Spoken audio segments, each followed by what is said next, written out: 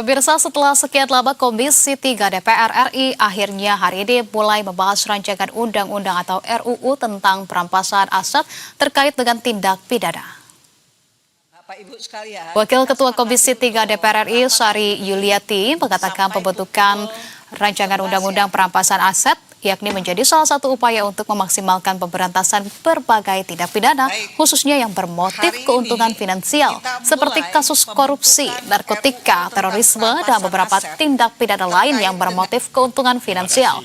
Menurut Sari, pemirsa, penegakan hukum tidak boleh hanya berorientasi pada pemidanaan pelaku melalui hukuman penjara, tetapi juga harus berfokus pada pemulihan kerugian negara. Sari menambahkan, dalam pembentukan RUU perampasan aset, Komisi 3 DPR RI ingin memaksimalkan partisipasi masyarakat.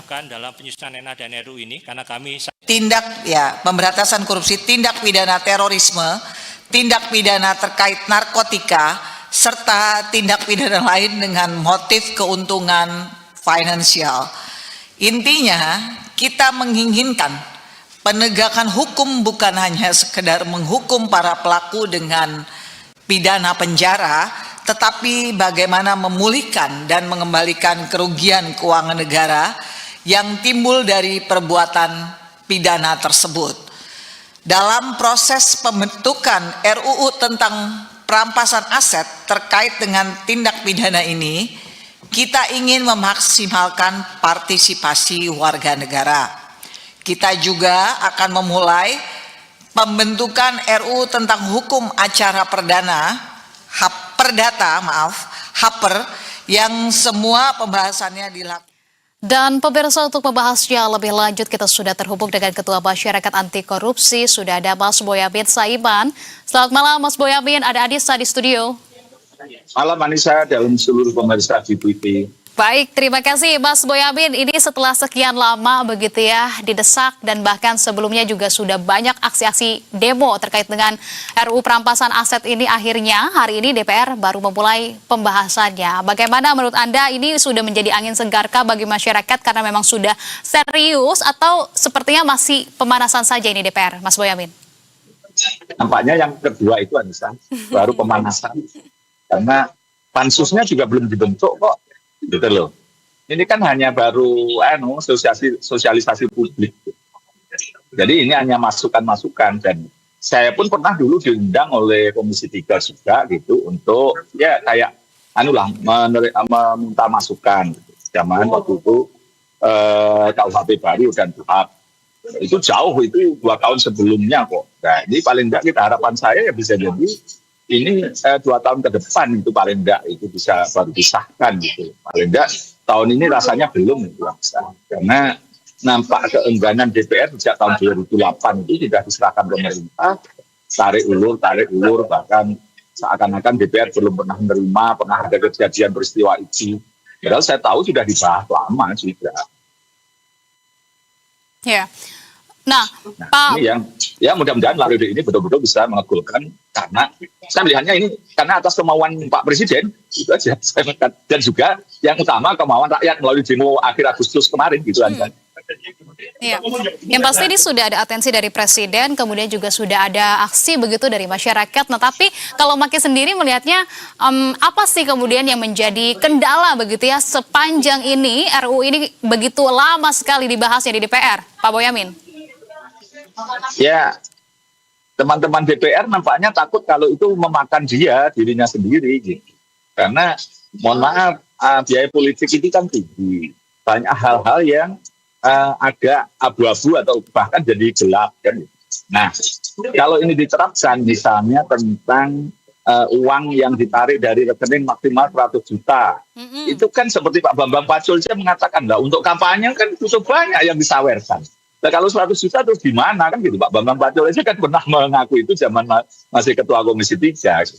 Dan itu mencerminkan sikap DPR gitu.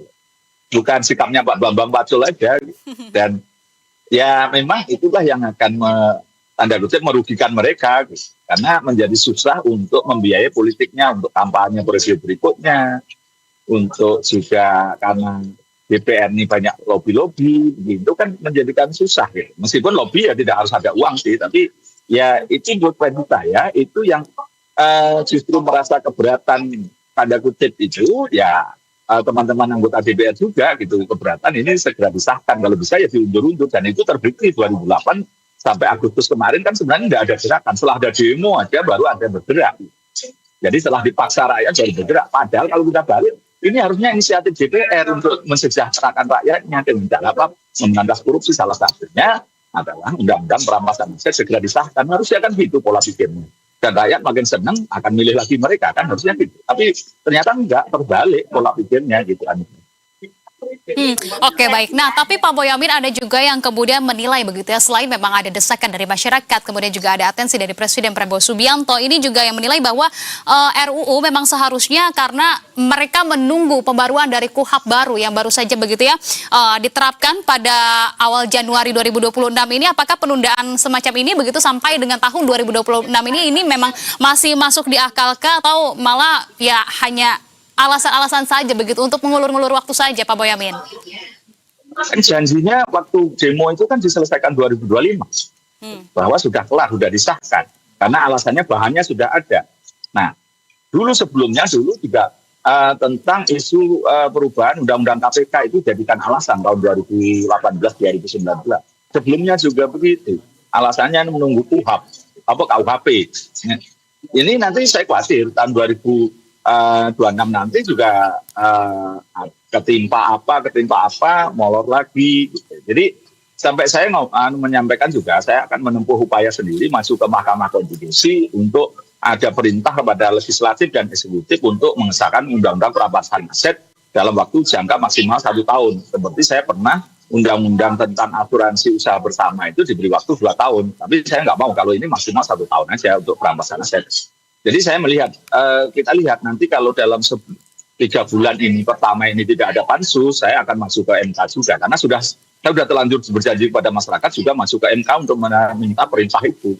Karena korupsi kita nampaknya tidak menakutkan kalau cuma penjara, dan makin merajalela dugaan ibadah aja di korupsi yang baru-baru ini. Jadi ini sudah tidak bisa dengan hanya hukuman, apalagi hukumannya di bawah 10 tahun, itu udah nggak ngefek. Pencucian uang juga nggak ngefek. Perampasan aset lah yang ngefek. Nanti orang takut dimiskinkan. Gitu. Mereka di penjara 10 tahun, 20 tahun masih senang-senang aja. Di penjara juga enak, bisa keluar, bisa bisa ber-AC, bahkan ada yang pernah mandi pakai aqua kan gitu kan. Jadi ini menurut saya sih tidak menakutkan apa-apa. Yang menakutkan hanya pemiskinan melalui undang-undang perampasan aset sekaligus pembatasan uang kartal itu tadi 100 juta maksimal, dan itu pun untuk gaji pegawai, untuk gaji tukang harus ada, kalau enggak bisa. Itu kan memang harus begitu. Mau enggak mau kita harus keras dari sisi pemiskinan dan pembatasan itu. Karena kalau ancaman hukuman itu tidak cukup kan. Oke, baik. Penegasan, Mas Boyamin, artinya memang ini sudah sangat mendesak sekali begitu ya, bahwa hanya RUU ini yang kemudian jika hadir begitu, ini akan kemudian merubah segalanya, karena memang kita lihat negara ini sepertinya selalu kalah cepat begitu ya dibandingkan para koruptor ini, begitu Pak Boyamin? Betul. Kan pemerintahan ini kan intinya tata kelola pemerintahan yang baik. Harusnya mereka mencegah bocor uang masuk maupun uang keluar. Tapi kan susah. Nah, pencegahan yang efektif hanya RUU perampasan aset ini. Orang menjadi takut. Karena efek jera dalam pemberantasan korupsi itu harus kuat. Kalau di Cina hukuman mati. Kalau di Amerika betul-betul dirampas semuanya. Tapi sisi lain kan tata kelolanya sudah baik. Orang korupsi aja malu kan. Jepang mengundurkan diri. Kita kan nggak begitu. Jadi harus inilah yang membuat orang dari takut korupsi karena nanti dimiskinkan. Jadi ini sisi lain pencegahan itu sudah bermanfaat dari sisi ini. Tidak hanya sekedar memotong ayam di depan monyet, gitu. Tidak hanya sekedar memenjarakan orang aja, itu dibikin menakutkan orang. Enggak, itu bisa. Oke, nah tapi terakhir Pak Boyamin, di samping itu begitu ya, bahwa pembahasan dari RUU perampasan aset ini memang sangat molor sekali begitu, tapi hal yang bisa kita petik, yang bisa hal baik begitu ya atas adanya langkah ini hari ini apa Pak Boyamin? Harapannya juga seperti apa? Ya, kita apresiasi apapun dan minta ini diberi deadline. Mereka mendeadline sendiri misalnya 6 bulan gitu. 6 bulan pertama sudah kelar gitu. Jadi akan menjadi prestasi kita. Kita apresiasi karena tanpa mereka ya kita nggak bisa apa-apa. Masa nunggu pemilu kita memilih orang-orang yang berjanji akan merampasan aset, kalau tidak kita denda 100 miliar misalnya gitu. Kita bikin fakta integritas gitu.